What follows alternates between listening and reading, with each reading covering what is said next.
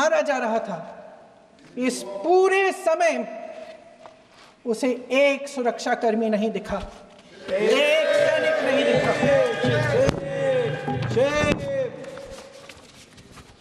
शुभम की पत्नी ने कहा, कोट, मैंने अपनी दुनिया को खत्म होते हुए देखा, अपनी आंखों के सामने एक सिक्योरिटी गार्ड नहीं था। मैं ये कह सकती हूं कि देश ने, सरकार ने हमें वहां पे अनाथ छोड़ दिया था। सिक्योरिटी क्यों नहीं थी वहां पे एक सैनिक क्यों नहीं दिखा? क्या सरकार को मालूम नहीं था कि यहां रोज 1000 से 1500 पर्यटक जाते हैं? क्या सरकार को मालूम नहीं था कि यहाँ के पहुंचने के लिए जंगल के रास्ते से जाना पड़ता है? अगर कुछ हो जाएगा तो लोग वहां से निकल नहीं पाएंगे। एक चिकित्सा का इंतजाम नहीं था, फर्स्ट एड का इंतजाम नहीं था, कोई इंतजाम नहीं था, ना सुरक्षा का ना फर्स्ट एड का। इन लोगों को भगवान भरोसे छोड़ दिया गया। ये लोग वहां पे इस सरकार के भरोसे गए और इस सरकार ने उन्हें भगवान भरोसे छोड़ दिया।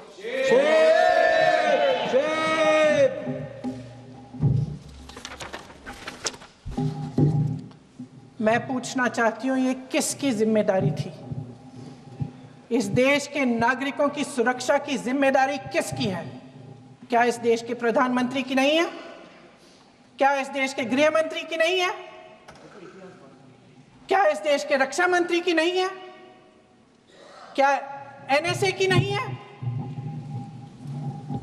अध्यक्ष महोदय, पहलगाम हमले से सिर्फ 2 हफ्ते पहले हमारे गृह मंत्री महोदय जी कश्मीर गए थे। किस लिए गए थे?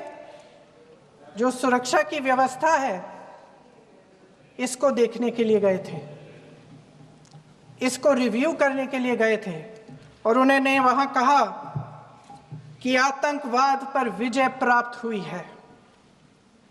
ये 2 हफ्ते पहले है।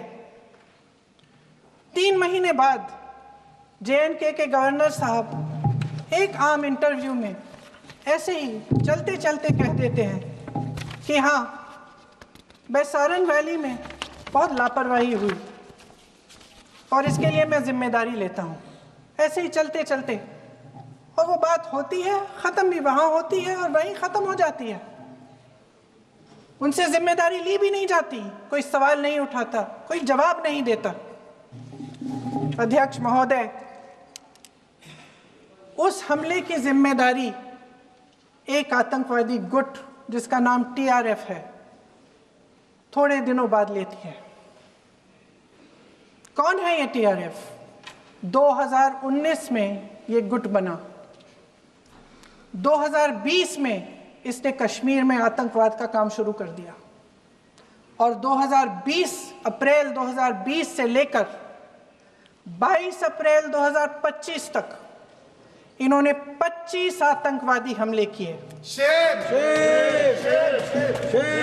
गृह मंत्री महोदय ने जब UPA सरकार के समय के आतंकवादी हमले गिने तो लगभग 25 गिनवाए थे अभी अपने भाषण में। इस गुट ने कश्मीर में 25 हमले 2020 और 2025 के अंदर एक पूरी लिस्ट है इन हमलों की। मेरे पास इतना समय नहीं है इसलिए मैं एक एक को नहीं पढ़ना चाहती, लेकिन मैं इतना कहूंगी कि इनमें रियासी का हमला भी था 2024 का, जिसमें 9 लोग मारे गए और 41 लोग घायल हुए। कुल मिलाकर 2020 से लेकर 22 अप्रैल 2025 तक TRF ने 41 सेना और सुरक्षा कर्मियों की हत्या की, 27 सिविलियन की हत्या की और 54 लोगों को घायल किया था। भारत सरकार ने TRF को आतंकवादी संगठन का दर्जा कब दिया? 2020 में दिया, 2021 में दिया, 2022 में दिया, 2023 में दिया। 3 साल बाद, 3 सालों के लिए ये आतंकवादी गतिविधियां कर रहे हैं और आप इनको आतंकवादी संगठन तब कहते हैं 2023 में? इसकी क्या वजह थी? ये सब सरकार के संज्ञान में था और